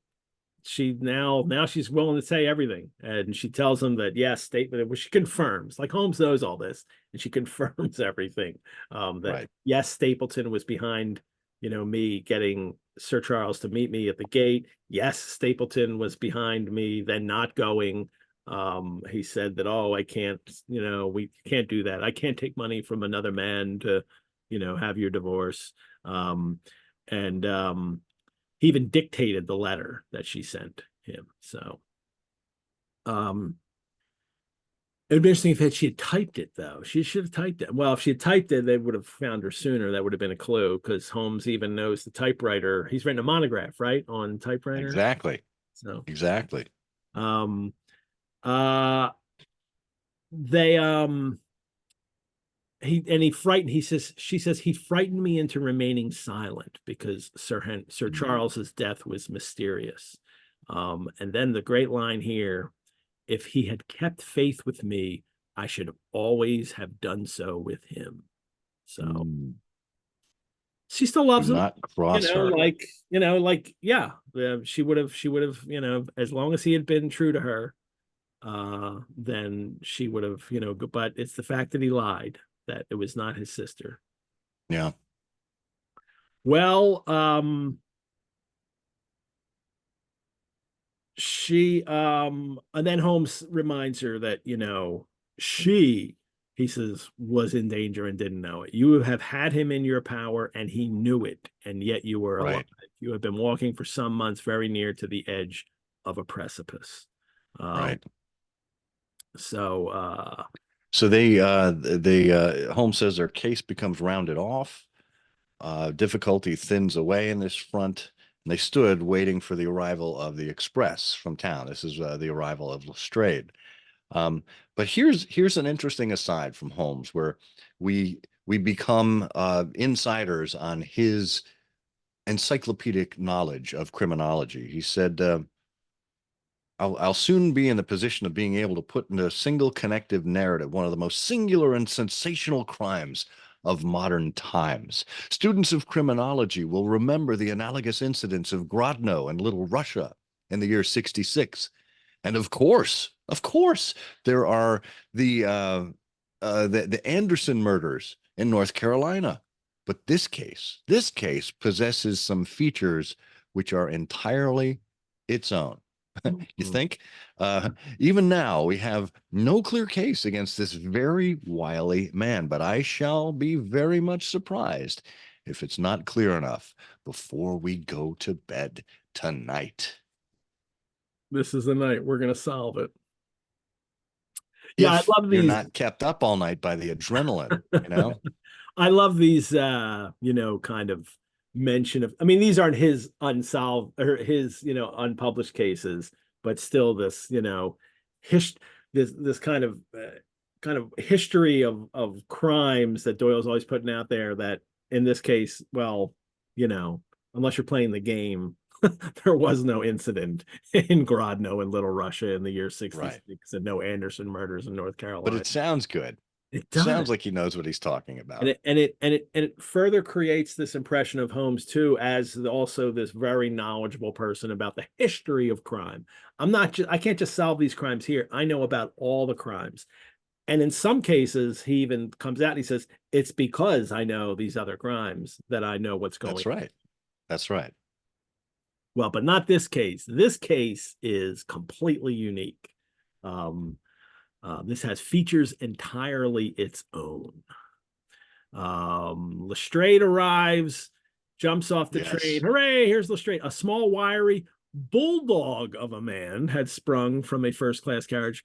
First, the bulldog. He used to be rat-faced, and he was ferret-like.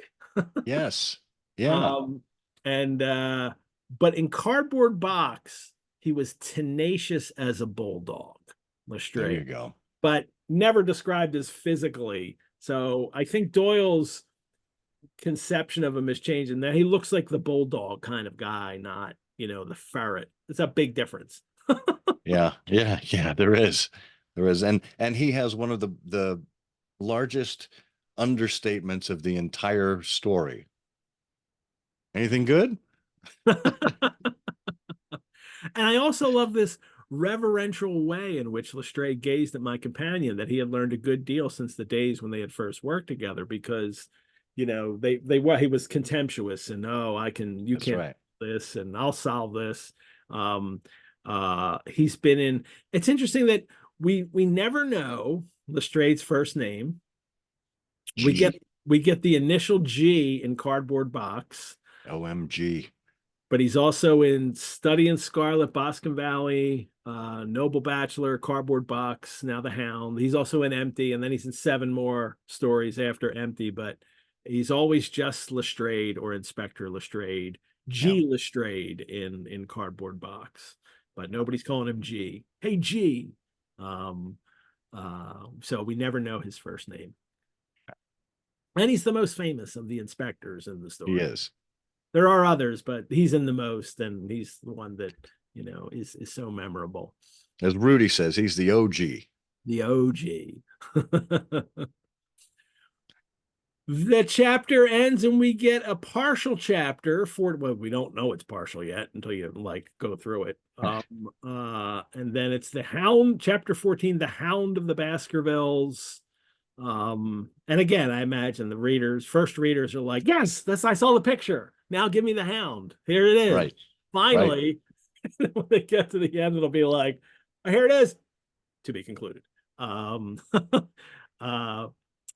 Watson comments on Holmes here. One of Sherlock Holmes's defects, if indeed one may call it a defect, was that he was exceedingly loath to communicate his full plans to any other person until the instant of their fulfillment. Yeah, he hates revealing information early. He's been doing it.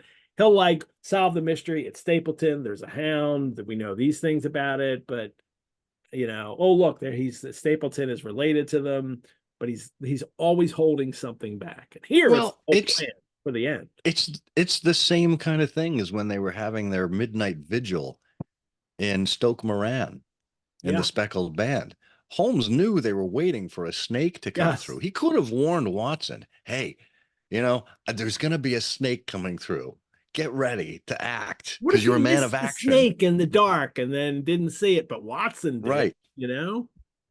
So, well, Watson, a true showman.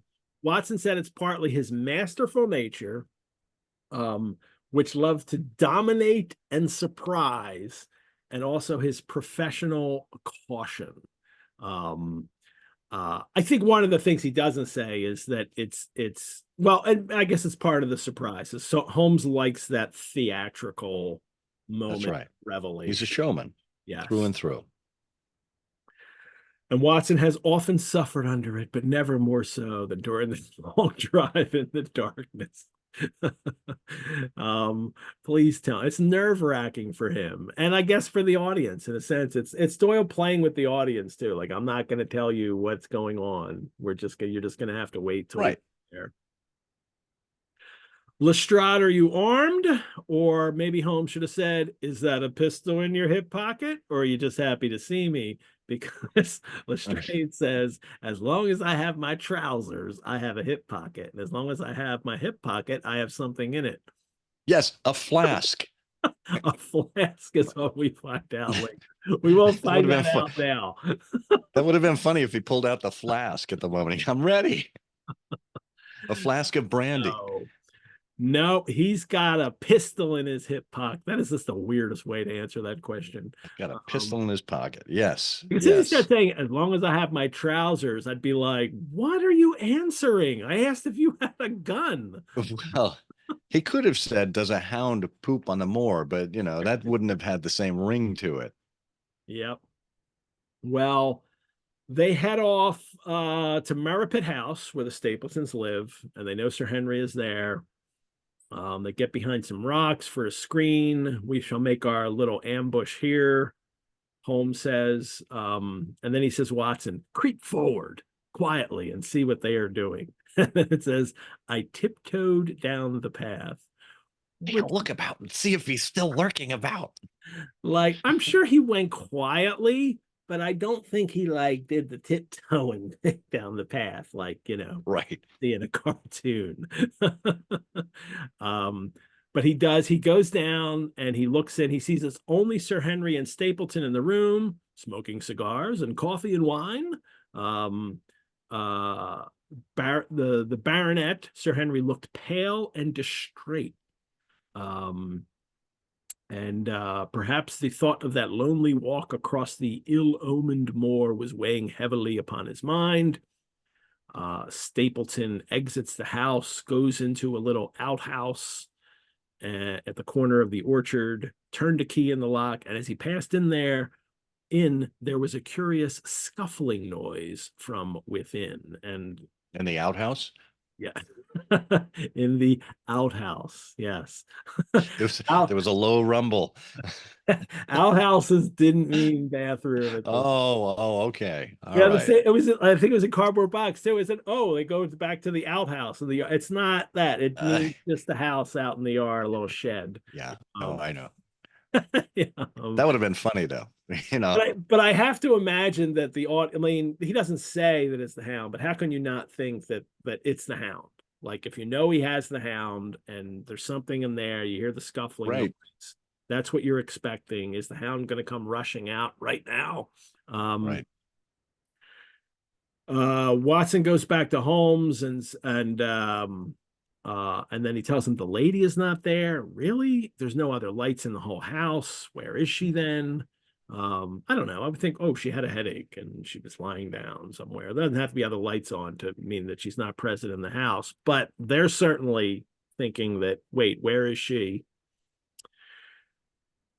And unfortunately, And particularly if Stapleton is making his move, you can imagine he doesn't want to leave anything to chance. And she's warned or tried to warn Sir Henry before, and this may be another opportunity. So you can imagine them thinking he may want to take precautions. because it's not surprising she wouldn't be in the room with him because it's cigar time after the meal. Right, This is what the men go right, off to have, but Holmes is coming and then, well, she must be somewhere else, but he sees no other lights on. right. Well, while they're waiting, here comes the trouble because over the Great Grimpenmire, there hung a dense white fog. It was drifting slowly in our direction and banked itself up like a wall on that side of us, low but thick and well defined. The moon shone on it, and it looked like a great shimmering ice field with the heads of the distant tors as rocks borne upon its surface. More great description from Doyle to paint the picture of this, frightening, creepy landscape that they're in. It really is. And what we're going to find in this short chapter is that it becomes a race against time. And he plays it out for us very well. Yeah. That you've got this intractable fog that is approaching. The hour of Sir Henry's departure is coming up. Holmes and Watson and Lestrade need a clear view, a clear line of sight to be able to do what it is they need to do. And yet, Watson keeps describing as the fog rolls in and the clock ticks down. And I mean, it is just so perfectly We'll create the set fog up here. for drama to be dramatized. We'll create the fog here. Nice. I like that. It's this poisonous atmosphere. Where are you? There he is. Yeah, Holmes says it's the one thing upon earth which could have disarranged my plans. So this is very worrisome. It's a quarter of an hour. The path will be covered. Still that dense white sea with the moon silvering its upper edge swept slowly and inexorably on. And then finally, I think I hear him coming. A sound of quick steps broke the silence of the moor. There's Sir Henry. As he walked, he glanced continually over either shoulder like a man who was ill at ease. Hist, cried Holmes, and I heard the sharp click of a cocking pistol. Look out, it's coming. You want to read the last paragraph? There was a thin, crisp, continuous patter from somewhere in the heart of that crawling bank. The cloud was within 50 yards of where we lay, and we glared at it, all three, uncertain of what horror was about to break from the heart of it. I was at Holmes's elbow, and I glanced for an instant at his face. It was pale and exultant, his eyes shining brightly in the moonlight. But suddenly, they started forward with a rigid, fixed stare, and his lips parted in amazement. At the same instant, Lestrade gave a yell of terror and threw himself facewards down upon the ground. I sprang to my feet, my inert hand grasping my pistol, my mind paralyzed by the dreadful shape which had sprung out upon us from the shadows of the fog. A hound it was, an enormous coal-black hound, but not such a hound as mortal eyes have ever seen. Fire burst from its open mouth. Its eyes glowed with a smoldering glare. Its muzzle and hackles and dewlap were outlined in flickering flame. Never, in the delirious dream of a disordered brain, would anything more savage, more appalling, more hellish be conceived than that dark form and savage face which broke out upon us from the wall of fog. To be concluded. Great. Jeez. Like, that's the way to end a serial. That's like we get a true cliffhanger. We had a kind of a semi cliffhanger last time. Here, this is really the way to say, you better buy the next issue. Yeah. Yeah. And look, this is why Doyle was able to keep things going for so long without Holmes and keep readership up, Yeah. right? He's a memory teller. He gives us a sense of place, a sense of plot.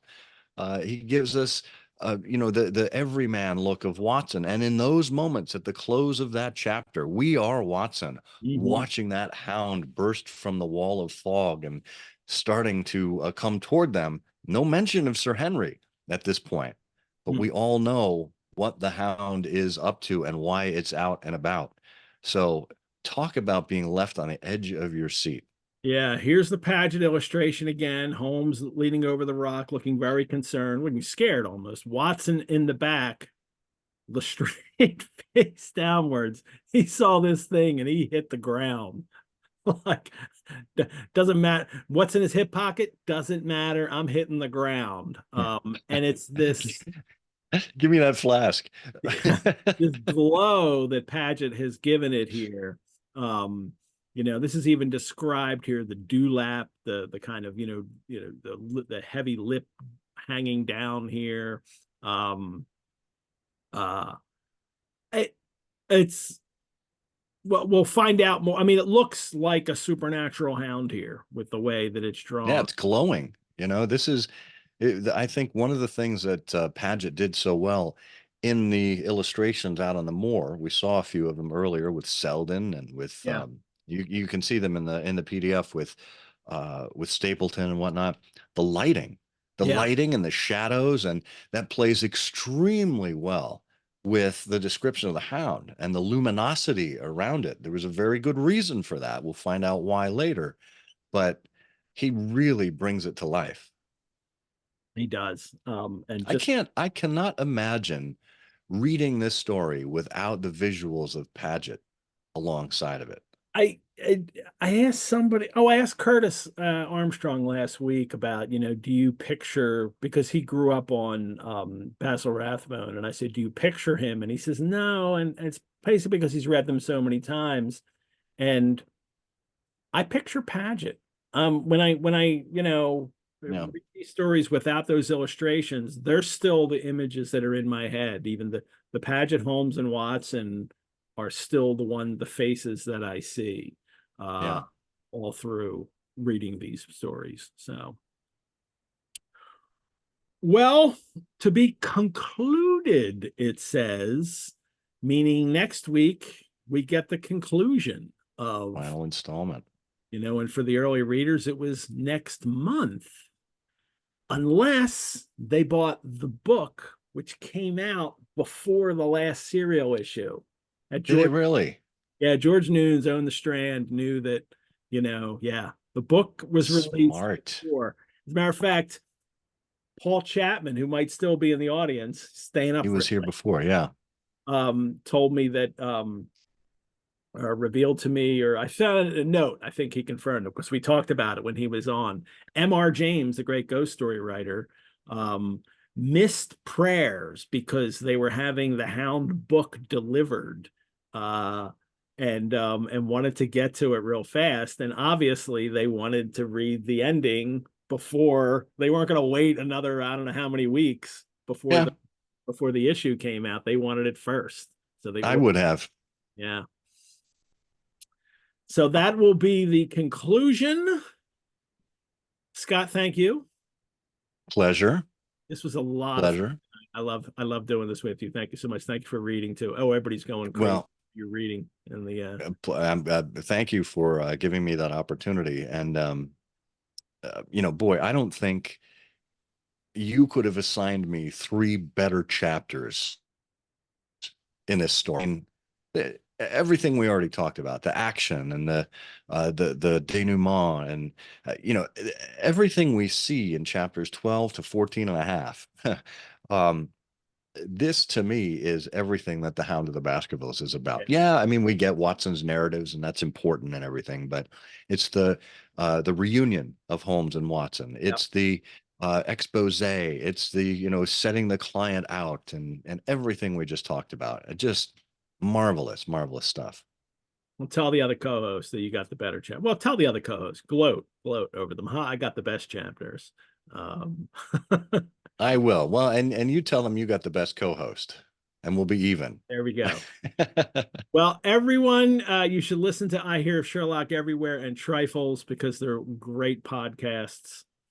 Thanks also to our chat, Mrs. Hudson Brianna, for managing the links in the chat. Sherlockians, thank you for joining us for this 6th episode of Sherlock Mondays, The Hound of the Baskervilles. By registering for this program, you have helped the Rosenbach create more programs like our free Biblioventure series, and also help us care for our collections, including several Doyle first editions, the manuscript for The Empty House. If you'd like to make a further donation or become a member, you can do so at our website, rosenbach.org. Your generosity will be greatly appreciated. I will see you all next week for episode 7. Joining me will be Mary Alcaro, our brilliant Sherlockian mixologist. She's better at that than you, Scott. We'll have a special cocktail for this episode, which I will have later tonight from her, and I'll put it in the email that I send you all tomorrow. So you could drink this cocktail along with me during the show too. We will cover the conclusion of The Hound, and then we'll still have another 8th episode about the legacy of The Hound, in which Max McGee will join me, and we'll talk about all kinds of things about the Hound. We'll talk about the manuscript pieces that have survived too. We'll talk about adaptations. That'll be a great episode. But next week we will conclude. All right. Bye, everyone. Scott, thank you so much. Appreciate it, Ed. Take care, everyone. I am Edward G. Pettit of the Rosenbach Museum and Library, where the game is a book. Thanks, everyone. Good night.